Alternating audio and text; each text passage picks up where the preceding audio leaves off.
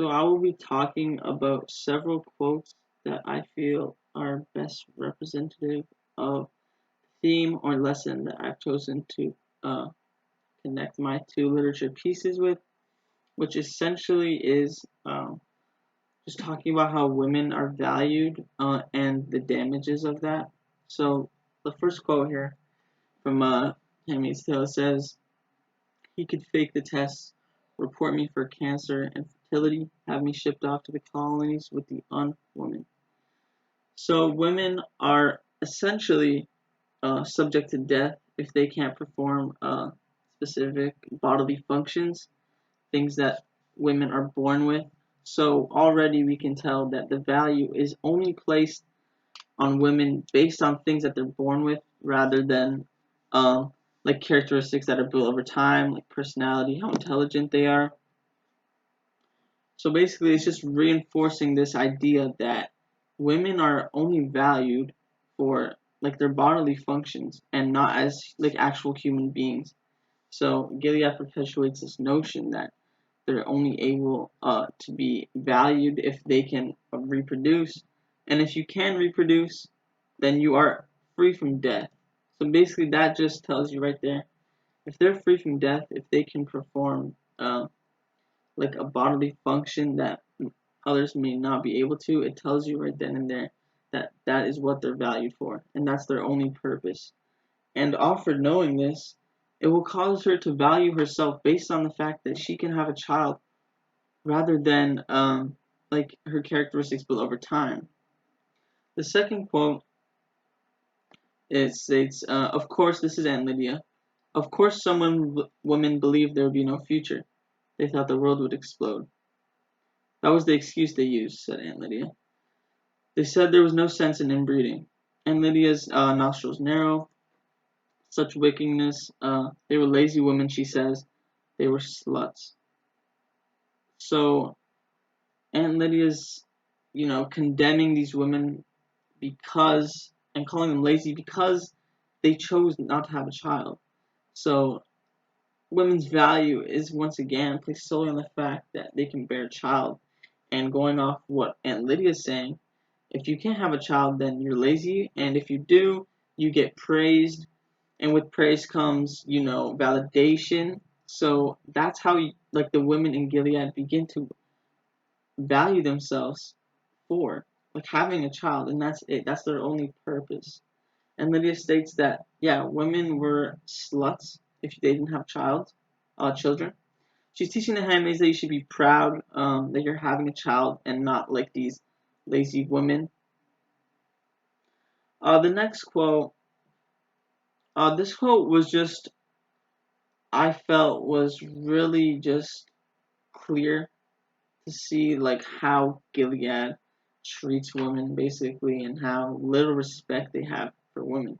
Because part of my theme is like an absence of recognizing the humanity and dignity of women. So this quote kind of connects to that more than like basing themselves off of their value essentially. So it states, "There's someone standing in the hall near the door to the room where I stay. I called it mine." So Offred basically is telling us that she can't even call her own room hers, which is for most people that's like their living space. It's where you feel most comfortable. She doesn't have that. She's unable to call anything hers. It speaks to the overall theme of denying humanity and the dignity of women. They don't own anything. They're subordinate to men. She's viewed as subhuman to the authorities. No value is placed on her as a human. They don't care about her basic necessities, such as having like a comfortable space to, calm down and be in. And you need your own room to, ground yourself. In my opinion. So yeah, the next quote. This quote was just probably the most eye-opening one, where you see offered in this quote, she kind of accepts the fact that, she's only valued for her body. And she alludes to that with this. So she states, "My nakedness is strange to me already. Did I really wear bathing suits at the beach? I did without thought among men, without caring that my legs, arms, and thighs and my back were on display. That could be seen. Shameful, immodest. I avoid looking down on my body, not so much because it's shameful or immodest, but because I don't want to see it. I don't want to look at something that determines me so completely. So that's the main part of that quote, the last part where she says, I don't want to look at something that determines me so clearly, so completely. So Alfred, she's realizing what she's valued for within Gilead, and it's causing her to think less of herself, where she's not even able to look at herself in the mirror anymore. She knows that the value is only placed on her body, and because of this, her personality and all those beautiful things on the inside are disassociated from her physical being. She's more than just a vessel for the commanders. And it seems right here, she's disassociating. She's accepted it, but it's still like taking a toll on her mentally. Um, so the last quote, she states, "My name isn't Offred. I have another name which nobody uses now because it's forbidden. I tell myself it doesn't matter. Your name is like a telephone number, useful only to others, but I tell myself it's wrong. It doesn't. It does matter."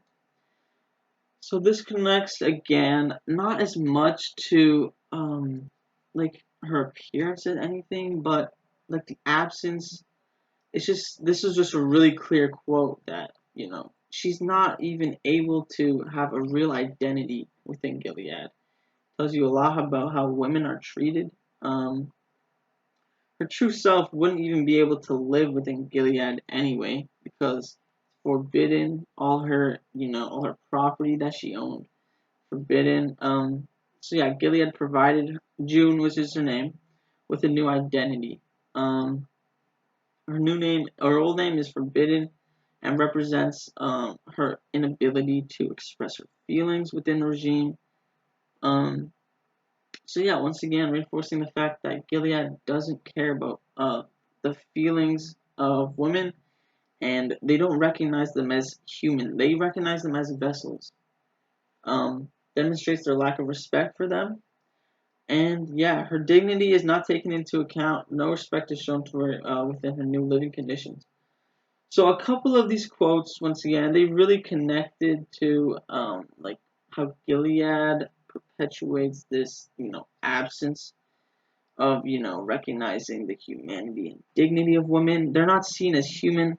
They're seen as subhuman vessels, only there to provide children. They're not looked at as people with like a value to them, right? A couple of the quotes only talk about that, and a few spoke to how Offred is just recognizing her value and her true worth, and because of this, she will become more like indoctrinated to believe that her value is like she will start to believe that she only values herself because of her body. So it just really takes a toll on her toward the end of the story, where she even starts like developing relationships with like Nick, etc. That's just evident of the fact that she's indoctrinated into the system basically.